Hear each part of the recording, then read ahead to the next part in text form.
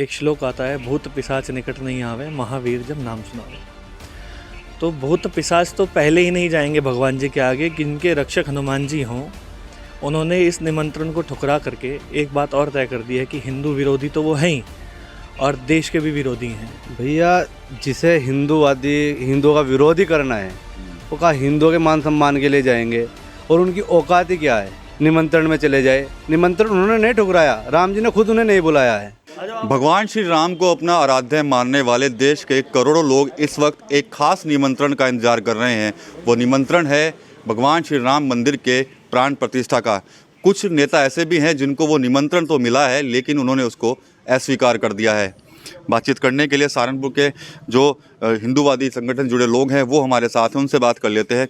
सोनिया गांधी हो, खड़गे हो, समाजवादी पार्टी के अखिलेश यादव हो, उनको निमंत्रण मिला था लेकिन उन्होंने अस्वीकार कर दिया। क्या मानते हैं वजह इसके पीछे?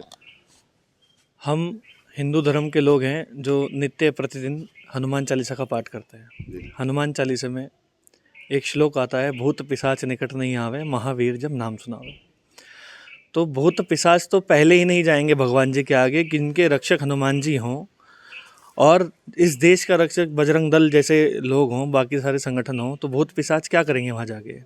उन्होंने इस निमंत्रण को ठुकरा करके एक बात और तय कर दी है कि हिंदू विरोधी तो वो हैं ही और देश के भी विरोधी हैं। जहाँ पर इतना बड़ा हमारे लिए उत्सव आ रहा है, 22 तारीख को रामलला जन्मभूमि का उद्घाटन हो रहा है। रामलला अपने मंदिर में विराजमान हो रहे हैं गर्भगृह में। वहाँ पर निमंत्रण ठुकरा करके उन्होंने ये बता दिया है कि हिंदू के लिए कभी उन्होंने ना आज तक कुछ किया है और ना वो कुछ आज तक करेंगे। वो हमेशा एक ही कास्ट को लेकर के चले हैं और उसी को लेकर के चलेंगे। ऐतिहासिक मौका है ये, तो फिर ये क्यों नहीं जाना चाहते कांग्रेस और सपा के नेता? भैया, जिसे हिंदुओं का विरोधी करना है वो कहा हिंदुओं के मान सम्मान के लिए जाएंगे, और उनकी औकात ही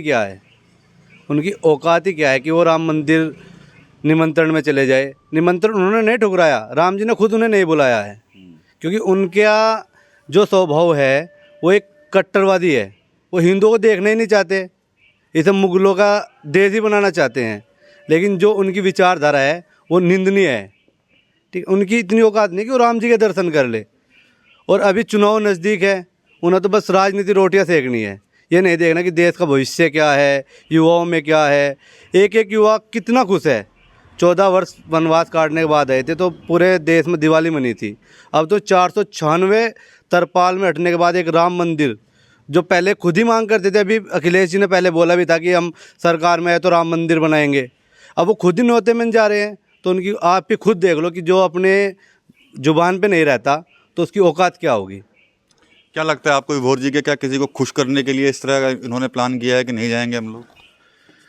एक जाति जिन्हें हमेशा ये खुश करना चाहते हैं, उनको दिखाने के लिए कि हम आपके हैं, आपके रहेंगे, आप हमें ही वोट दें। एक जाति का वोट पाने के लिए पूरे देश से गद्दारी और पूरे देश में अपना एक तरफा दिखाने के लिए कि हम अपना वोट बैंक नहीं खोना चाहते। वोट बैंक की राजनीति है। मैं कहना चाहता हूँ कि सर्व समाज, जो हिंदू समाज है, जो भगवान श्री राम को मानता है।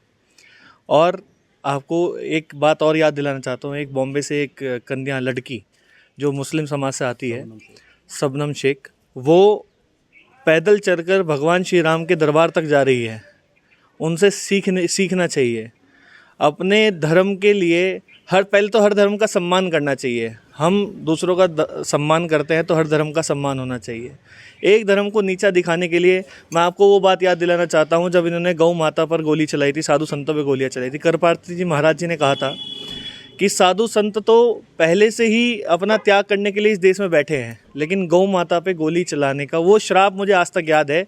और वो उसी लाइन पे कांग्रेस पार्टी ख़त्म हो जाएगी, गांधी परिवार भी ख़त्म हो जाएगा, इस देश में इनका नामो निशान नहीं रहेगा और हिंदू समाज एक होकर के इनको बहुत अच्छी तरीके से जवाब देगा। जो हम हिंदू समाज इनकी मानसिकता जान चुका है और इन्हें सबक दिलाएगा। इन्हें दोबारा से अब की बार मुझे नहीं लगता कि ये एमपी के इलेक्शन आ रहे हैं तो कुछ सीट ये पाएंगे और जो देश के गद्दार है वो वोट देंगे।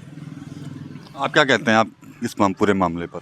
इस मामले में मैं भाई यही कहना चाहता हूँ, जैसे हमारे हिंदू धर्म है जो हिंदू धर्म को आगे बढ़ा रहा, सब जितने हमारे साथी हैं, श्री राम सेना है, बजरंग दल है और अन्य संगठन है, ऐसे ही जब चुनाव आएंगे तो इनकी पार्टी को धरती में मिलाने का काम करेंगे। हिंदू तो हर टाइम आगे खड़ा है, हिंदुत्व को आगे बढ़ाने के लिए ऐसे इनकी पार्टी को नीचे मिलाएंगे, अपने आप उनकी औकात आ जाएगी क्या है क्या नहीं है। और उस दिन 22 तारीख को कहना दिवाली बनेगी, सब अपने जितने भाई बंधु हैं सब अपना पटाखे, दिवाली ये वो और अपना लड़िया रुड़िया लगाएंगे और ऐसे ही दिवाली बनाएंगे।